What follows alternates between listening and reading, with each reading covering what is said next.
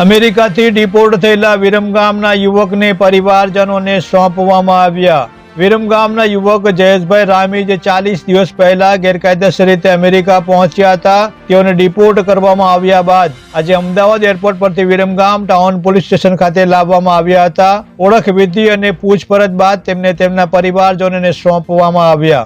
Donald Trump સરકાર દ્વારા ગેરકાયદેસર વસવાટ કરતા લોકોને તેમના વતન પરત મોકલવાની નીતિ હેઠળ 104 ભારતીયોને ડિપોર્ટેશન કરવામાં આવ્યા છે, જેમાં 37 ગુજરાતીઓનો સમાવેશ થાય છે। 37 પૈકી વિરમગામના જયેશભાઈ રામી આ ડિપોર્ટ થયેલા ગુજરાતીઓમાંના એક છે। જયેશભાઈ રામી અને તેમની પત્ની 40 દિવસ પહેલા ગેરકાયદેસર રીતે અમેરિકા પહોંચ્યા હતા। તેઓને 15 દિવસ સુધી કેમ્પમાં રાખવામાં આવ્યા હતા, જ્યાં તેમનો ખર્ચ સરકાર દ્વારા જ કરવામાં આવ્યો હતો। વધુમાં તેઓએ જણાવ્યું હતું કે કેમ્પમાં અમારા સાથે સામાન્ય વર્તન કરવામાં આવ્યું હતું। જયેશભાઈનો જન્મ વિરમગામમાં થયો હોવાથી અમદાવાદ એરપોર્ટ પરથી તેમને વિરમગામ પોલીસ સ્ટેશન લાવવામાં આવ્યા હતા।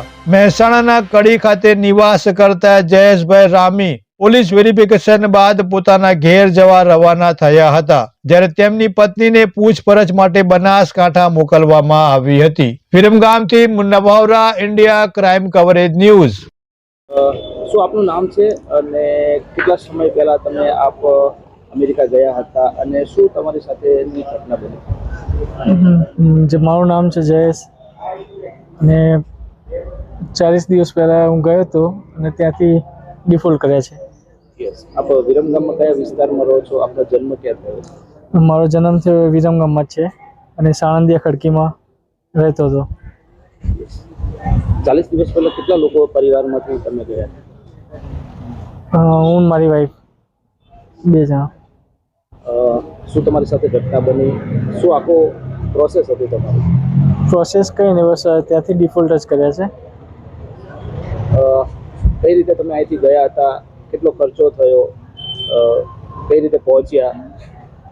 ખર્ચાનો કોઈ અંદાજ નથી, કેમ કે 1 પણ રૂપિયો આપ્યો નથી મેં અહીંથી જવા માટે। કોઈ ટિકિટ ભાડું બધું એ ટ્રાવેલ એજન્ટનું હતું બધું। ત્યાં પહોંચ્યા પછી શું પ્રોસેસ થઈ? બસ ત્યાંથી 15 દિવસ કેમ્પમાં રાખ્યા છે અને ત્યાંથી પછી ડિપોર્ટ કર્યા છે। ત્યાં વ્યવહાર કેવો હતો? વ્યવહાર એવું સામાન્ય। આપના વાઈફ સાથે હતા, આજે આપના વાઈફ નથી, તો એ અત્યારે ક્યાં છે? એ અત્યારે ત્યાં જૂના ડીસા। અને કાલે અમદાવાદ એરપોર્ટથી આજે કેટલા વાગે અહીંયા આવ્યા છો અને અહીંયા શું પ્રોસેસ આપની સાથે થઈ? પ્રોસેસમાં બસ અહીંથી એમને સહી સલામત લાવ્યા છે પાછા અને અહીંયાથી એમને રિલીઝ કર્યા છે। વિરમગામમાં તમારા કેટલા પરિવાર રહે છે? કોણ કોણ રહે છે? સગા સંબંધી? મારા મામા જ છે અહીંયા રહે।